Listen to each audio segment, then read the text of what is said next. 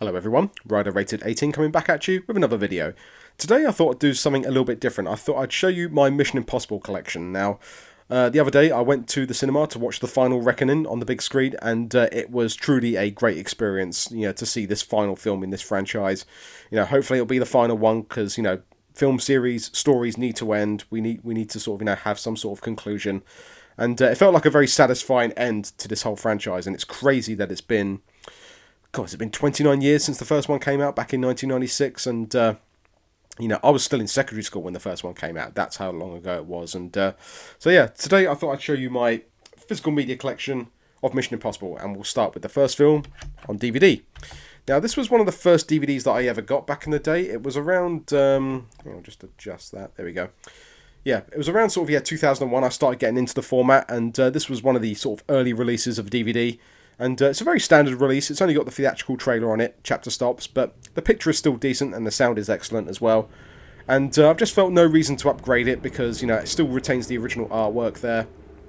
And I just can't get rid of it. It's going to stay on the shelf forever. As for the first film, it is a much more grounded film than the films that followed because even though they got more bombastic and bigger, this one is more grounded and it does feel like the TV show in some ways. It's a very good spy espionage type thriller with action thrown in.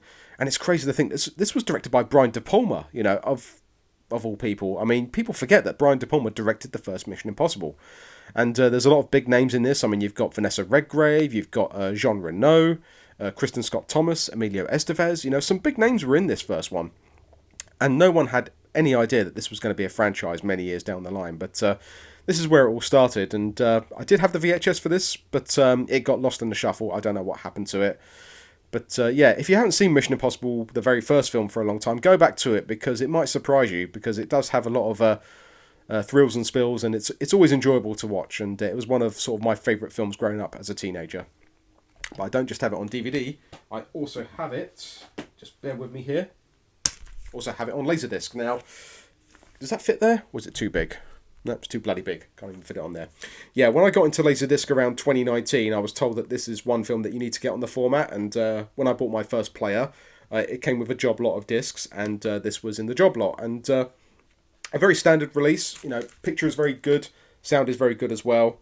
It's got a nice gatefold in it as well, and it's just a solid release on Laserdisc and one that you should definitely seek out if you want to get into this format. It's not too expensive. I'd say don't pay more than £5 to £10 for it if you see it on eBay or if you see it from a seller. And it's very common, so it's not rare. So don't get overcharged with this one. And it really emphasises that front cover. I mean, I love that. I even had this as a poster when I was a kid on my wall. It really shows Tom Cruise there with the logo and the globe pattern there behind him. And Mission Impossible on Laserdisc, definitely worth getting. I don't have the second film on Laserdisc because it is just too bloody expensive. I mean, go on eBay and look at the prices. It is just insane of how expensive it is. I mean, I know it was Japanese only, but it's not. You shouldn't have to pay three figures for a movie on any physical media. It's really ridiculous. And maybe one day I might get lucky, but for now, this is the only one that I've got on Laserdisc. Now we jump to the second film, which came out in 2000. And this one was directed by John Woo. And it was very different from the first one, and I think it did throw people off. I know, in terms of its plot, it's probably quite wafer thin, but there's a lot to love about this one, and I will say that this is possibly my favourite one of the whole series, and that might surprise you. I mean, I know the ones that followed are bigger and better, but this one, for some reason, it just resonated with me very well when I was a teenager in 2000. It was the music score by Hans Zimmer, John Woo's direction, the stunts. Tandy Newton's a great love interest, and the cinematography, because this was filmed in, Australia? And it's just one of those very popular films that I watched over and over again, and I've always loved it. And this was one of the first special edition DVDs that I got. There's so many stunt featurettes and commentary tracks and behind-the-scenes stuff, interviews, and DVD-ROM features on here. Do you remember them on DVD? DVD-ROM features? And can't really get rid of it. I mean, just look at that original artwork. It's absolutely world class, and like I said, it's not everyone's favourite, but I love it. But I don't only own it on DVD. I still have it on VHS as well. Now, I got this for Christmas 2000, so the film came out around June 2000, and then got this for Christmas. And it's one of the few VHS tapes that has survived. Many of them got sold or, given away once I got into DVD. But this one stuck around. I think because it was a Christmas gift, it just felt wrong to get rid of it. And, moving house multiple times, it's managed to survive, and it still sits in the collection as well. And I put it in the other day, and it still plays perfectly fine. And it even has bonus features as well, believe it or not. It has behind the scenes with cast and crew interviews. I think it's Tom Cruise, Tandy Newton, John Woo, and producer Paula Wagner. And also there's a stunt featurette as well. But I'm pretty sure that's all on the DVD as well. But this was when VHS was trying to compete with DVD, but it was never going to win that battle. And like I said, I've got a lot of fond memories of watching MI2. And even watching it in the cinema was quite fun, because on that day with my friend from college and his two cousins, we watched Final Destination, and then we watched MI2 in the exact same day. So yeah, my first double feature, and it was two bangers from 2000.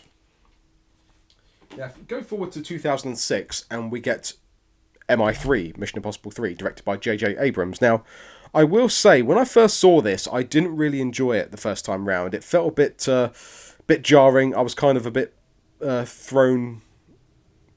How can I put it?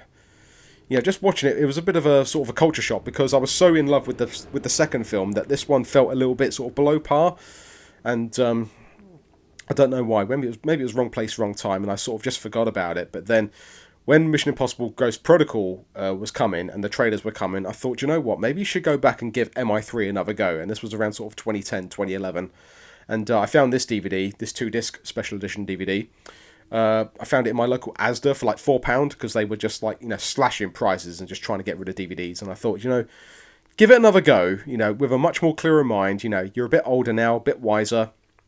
You might enjoy it. And thank God I did, because, this third film, it's a bit all over the place. It's quite fast-paced, but my goodness, it is so entertaining. And the highlight of this is Philip Seymour Hoffman as the main bad guy. He is probably the most vicious, nastiest you can ever imagine. He is truly the greatest villain of this franchise. I mean, you could probably say that about some of the others, but, Philip Seymour Hoffman, he chews up the scenery in every scene he's in. Him and Tom Cruise really go at it. And it's definitely the film's strongest point, the main villain of this one. And I also forgot Lawrence Fishburne was in this one as well. I mean, when you get so many movies in a franchise, you sort of forget who's in it. And yeah, there is a lot to like about it, and I've come to like it a lot more over the years as I've watched it more and as I've gotten older. And yeah, more incredible stunts and a decent DVD as well. And yeah, I've got a lot of time for MI3, and it does show that sometimes you should give films a second chance if you didn't enjoy them first time round. And we jump forward to 2011, and we get Ghost Protocol. Now, this was one of the first Blu-rays I got as well, and this was when Blu-ray was just coming in. I mean, it says triple play on there, and it's got like, yeah, Blu-ray, DVD, and digital copy, but I think the digital copy is now expired. And yeah, this was kind of like a sort of mini reboot or a soft reset for the series, because as I said before, the first three were kind of like its own trilogy. They weren't really connected. It was just different directors, whereas from Ghost Protocol onwards, they decided to sort of, keep it a bit more consistent, connect the films a bit more, create this sort of universe. I mean, they probably saw what Marvel was doing with the MCU and thought, maybe we should have a bit of that and try and, do the same with Mission Impossible. And it's all the better for it. We get more great stunts in this. I mean, that sequence with Tom Cruise on the that tower in Abu Dhabi, I mean, it is just insane. I mean, I've got very bad vertigo. I don't do well with heights. And that scene just has me sort of, like this. It is just truly incredible. And then you got the explosion at the Kremlin as well, which is incredible. That epic scene of Tom running away from the explosion. Really, really well done. Really well done. That's how I'm supposed to say it. And also, I keep forgetting that Brad Bird directed this. The director of The Incredibles. And I think this was his first live-action film that he ever did. And yeah, Ghost Protocol was like the soft reset that we needed. And yeah, I've got a lot of time for it. And watching this one in the cinema restored my faith. Because as I said, didn't initially like 3. But then when MI4 came out, I was back on board with it. And then this was to continue on in 2015 with Rogue Nation. And this was like a very good sequel to Ghost Protocol. And we get the Syndicate, which are like the Rogue MIF, MIF, Impossible Mission Force, that's it. And yeah, there are some more incredible stunts in this. I mean, you got the plane sequence at the start, and there's that scene where Hunt goes into that underwater vault. There's a very intense motorcycle chase as well, and it just really ups the ante. And I've got a lot of time for Rogue Nation. And again, a solid Blu-ray, a solid viewing experience at home. And yeah, it just showed that this series is going to get bigger and better. And yeah, all the more for it. And yeah, 2015 was a bit of a rough year for me personally, but this was a real highlight and made me love movies even more. And then we follow that up with possibly the greatest one of the franchise, and that is Mission Impossible Fallout, which came in 2018. As you can see, this is the only Steelbook and the only 4K I have of this at the moment. And yeah, once again, this really upped the ante with the fight scenes, yeah, the helicopter sequence at the end. And yeah, there's just a lot to love about it. And also we got Henry Cavill in this one. You know, he is a total badass in this. I mean, that fight sequence in the men's room, I mean, it is truly incredible. I mean, you know, is there one point where Henry Cavill actually reloads his arms when he's about to deck the bad guy? I mean, it's truly incredible. And once again, 2018 was another rough year personally, and this was a highlight that sort of took my mind off that. So I got a lot of love for Mission Impossible Fallout, and yeah, it truly is great. And also, just failed to mention that previously on Rogue Nation, Christopher McQuarrie was the director, and he stayed on board for the rest of the series. And you know, we really got the true vision of what, you know, this series was going to become. But yeah, so if I was going to really rank them, I would say Fallout is probably the greatest one, you know, but Mission Impossible 2 is probably still my favourite, so if that makes any sense. I'm always able to sort of distinguish between what I think is the greatest and what is, you know, personal favourite. You know, if you can do that, you know, I think you're in a good mindset. And yeah, but yeah, gotta love Fallout. It truly is great.